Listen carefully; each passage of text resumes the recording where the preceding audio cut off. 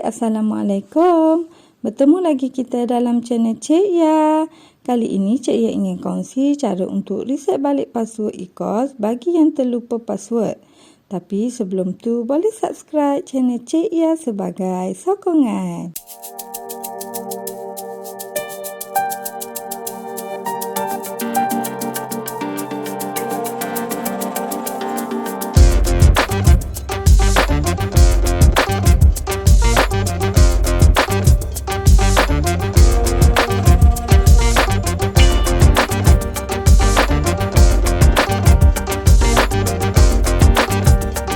Okey, untuk kita nak reset password kata laluan e-kos ni, mula-mula kita buka dulu aplikasi e-kos dalam telefon kita.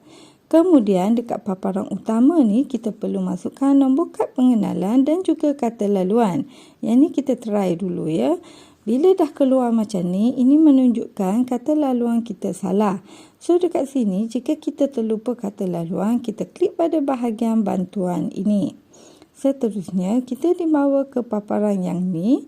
So, dekat sini kita perlu masukkan nombor kad pengenalan ataupun alamat email berdaftar dekat bahagian sini. Bila dah siap, kita klik hantar. Seterusnya, keluar status macam ni. Email berjaya dihantar.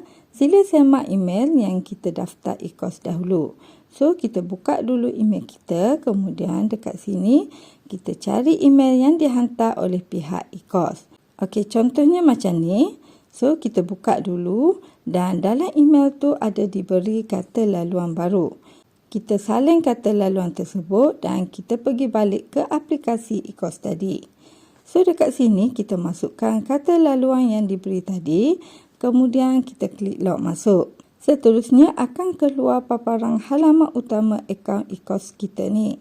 Dekat sini untuk menjamin keselamatan kata laluan kita, lebih baik kita tukar kata laluan yang baru. So, untuk tukar kata laluan yang baru ni, kita klik pada profil ini.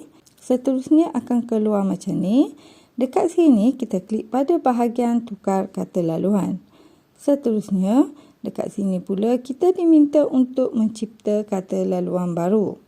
Okey, kata laluan tu mestilah mengandungi 8 huruf yang terdiri daripada satu huruf besar dan juga satu nombor.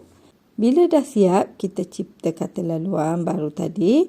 Kita salin balik kata laluan baru tadi dekat bahagian sini. Lepas tu, kita klik pada bahagian tukar kata laluan ini. Seterusnya, keluar status macam ni. Kata laluan berjaya dikemas kini. So, kita dah pun berjaya tukar kata laluan aplikasi e-kos kita. Okey, dengan adanya aplikasi e-kos ni, kita dah pun boleh membeli minyak masak bersubsidi dengan scan je QR code yang diberi oleh Pasaraya. Mudah kan? Itu sahaja perkongsian Cik Ya kali ini.